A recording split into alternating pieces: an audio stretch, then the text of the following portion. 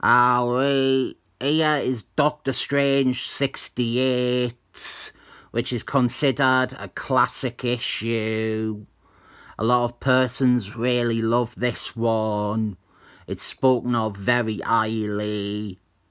It is the issue that brings Darth Knight into the book, and it tackles his magic sword and the curse of his sword. It is written by Roy Sternman, and we have wishy-washy arena-filling audience warm-up comedian Paul Smith on art chores. I still want to review some of his DVDs on this channel one day. It is an hour of him asking random people in the crowd about their days.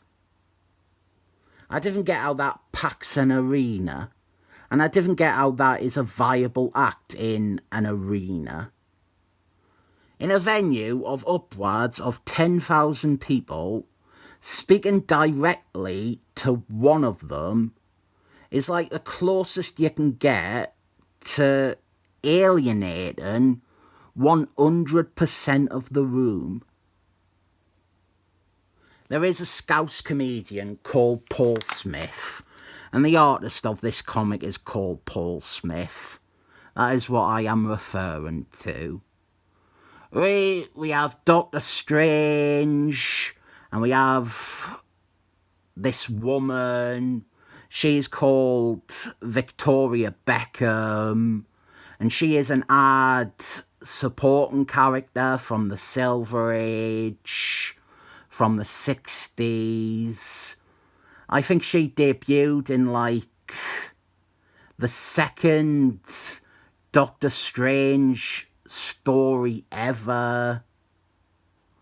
Anyway, she ends up being linked to Darth Knight more than Doctor Strange after this issue, because we find out she was made custodian of Darth Knight's castle when he was away.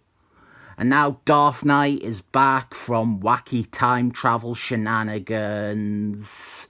He had been stuck in the Middle Ages for years, and he has come back and he's a bit broken. Some culture shock, some trauma from experiencing the bloodiest battles ever in the Crusades. But mainly it is his sword's curse, which is slowly driving him mad. Doctor Strange fixes his horse, though. They could do an issue of What If that was, what if Doctor Strange became a veterinarian instead of a surgeon? But yeah, Darth Knight, he is acting erratic and violent, and he gets hit in the bonnet with a shovel down here. As I said, everyone seems to love this issue or appreciate it, but this time around, I found it very underwhelming. The hype seems to have overinflated my expectations, and while it is a perfect, decent little issue, it's not this greatest Darth Knight story ever, or this best Doctor Strange issue around. Even Fake Geek Girl, Diversity in a Comic Book, who I think still exists, he thought this was a great issue. He did a shit review of this where he didn't say much, but he did say how much he, quote, loves, end quote, Darth Knight, despite having never spoken of or likely read another comic with the character in. On the topic of things I hate, no, I will not be offering day-to-day updates on the Johnny Depp Amber Heard trial. I didn't care. I cannot stress it enough. I didn't care. One is a washed-up, drug-addled, intense wastrel who is now revered mostly by misogynists who want him to win just so they can say all women are liars. And the other is an idiot who has set back any accountability for abusive men by about 20 years, and who will probably win anyway. They both hit each other, definitely. They were both abusive.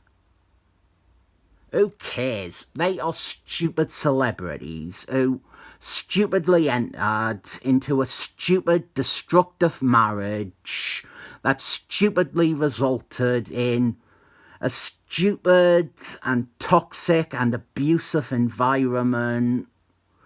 I didn't care about it. And that sounds like a day, but it's that I fucking cannot stand cunts obsessed with it. There's this new one, E-Hacker. It is called E-Hacker.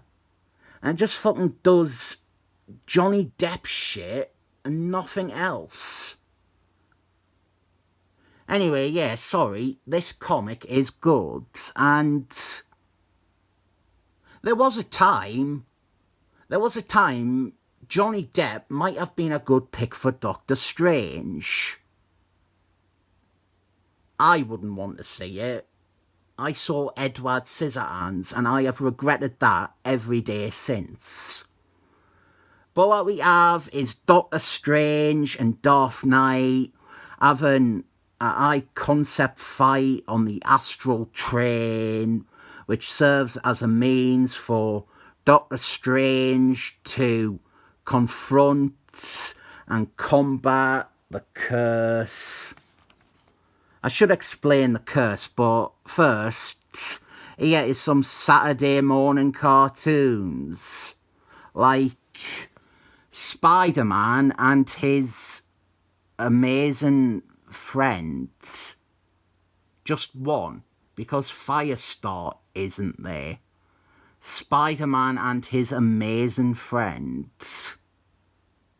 After the advert, we have got Uma Thurman. She moondragoned Hulk. Never forget that. Important character-defining scene.